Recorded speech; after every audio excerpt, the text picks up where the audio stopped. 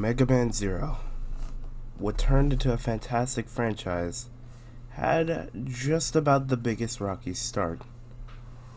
Let's see where it went wrong.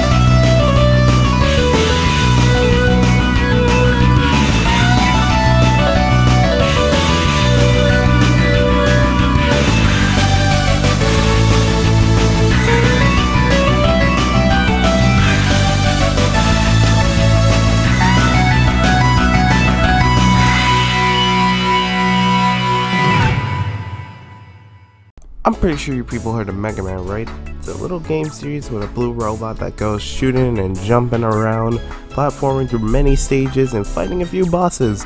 It's quite a simple game, especially considering it's from the NES, but what made it stick was its incredibly infuriating difficulty. And 6 years later came Megaman X, which added a dash mechanic and a few enhancements to the already good Mega Man formula. They also made a new robot named X, who is basically an upgraded version of Mega Man who has free will, and a robot named Zero. Zero being the main focus of today because he leads onto the game that we're going to be talking about.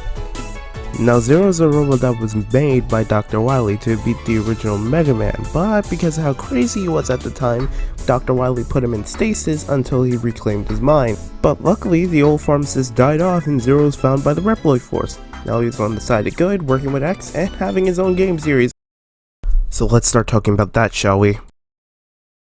So the game starts off with a bunch of mercenaries running through the forest away from robots that suspiciously look like X for some reason. And bodies are starting to drop fast as more mercenaries are being killed off by the many robots that they're fighting. But luckily, Ciel and her elf discover a weird looking door that happens to be holding a strong energy source inside. They open the door to find the red hero, who is of course Zero. And he hasn't been looking too good since the last time we saw him. And the situation seems to be getting worse as the last two soldiers die, leaving Ciel by herself. And in a last-ditch effort, Ciel's elf sacrifices herself to reactivate Zero. And with this reactivation, he's sporting 2 new arms and a gun. But after that, then Ciel and Zero go through a lengthy tutorial stage leading to them falling down a shaft that leads to the next room. Though they sadly run into a roadblock when they realize the passage is collapsed in, until this giant robot comes in and steals Ciel. And sadly, Zero Buster is not doing as much damage as he needs to. But luckily, a weird computer program shows up on one of the monitors, throws Zero his Z-Saber, and he begins to use it to defeat the robot. And after the robot was defeated, Zero and Ciel go back to the military base by using the teleporter in the back room. After checking around the base for a hot minute, Ciel will tell you about these missing mercenaries that are at a base nearby. So you go out, and this is where the shit hits the fan. Hey, Take 2 Action here. Just wanted to tell you I didn't 100% beat this game. In fact, I wanted to save some of the spoiler details for another video. So please keep that in mind. This isn't fully hating the game. This is going to be bragging about some bad things I did find in the game. You're welcome. Aztec Falcon wins the #1 award for being the worst beginning boss.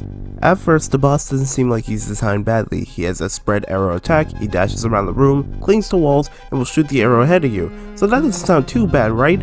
Well, at the beginning of the game, that's not a good thing to have. Now, something you should know about Mega Man Zero is the fact that you can upgrade your weapons, and depending on how many stars is right next to your weapon, is how much it can be maxed by. And if I had to give the recommended level for the Z-Saber and the Buster, it's really bad because you need to have the Z-Saber at a level 5 and the Mega Buster at a level 4, which is its max. And to do that, you'll mostly be seeing something like this. Yep, grinding.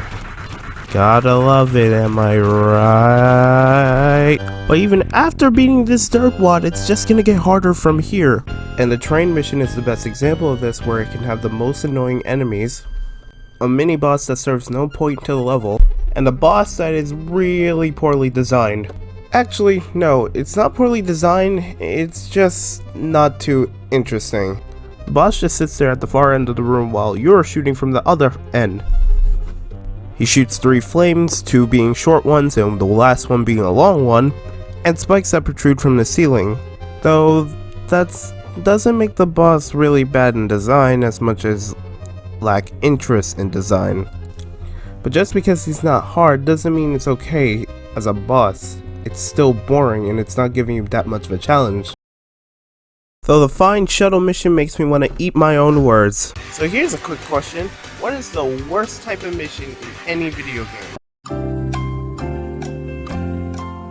If you said escort mission, then you have the right answer. Now some people say the Ashley type of escort mission is the worst kind, but no, Mega Man Zero found a new low. The escort team moves really slow, there's enemies that can pop out of the ground randomly, and let's just say that if you move away from him just the slightest bit, he will stay in place and will not follow you. Oh, and to get the escortee, you have to fight a boss first, and honestly, he's pretty cool. I mean, he's based off an Anubis, that's pretty new. He summons zombie warriors to help him out, and he can throw his staff around. Neat. Alright, so I know I've been hating on this game for a while, so let me say some good things about it before I leave off. The game's OST is something great to listen to, and I honestly recommend people to check it out. I definitely love the art style and the design of enemies and characters throughout the game. This game has the best portraits I have ever seen in a GBA game. And Mega Man Zero has got to have one of the best stories I have played through, and honestly, this is one of the reasons why I didn't want to go full in detail with the game. If you can, I definitely recommend this game for its story. It's a good one to read through and play through. Well, playing might be a stretch, I mean give it a shot, but if you don't want to play it, you can always watch a Let's Play. And with me giving my last positive comments on the game, the only thing I can really say is, just give the game a shot. If you really don't like it or can't complete it, just move on to the next game. This game is only good for its story, and you can just look up a wiki page to find out what happens. And even though I'm not being sponsored by Capcom for this, you should check out the Mega Man 0/DX games. It's all 6 of the games included into one bundle. It's really worth its price. And so with that, I bid you a goodbye.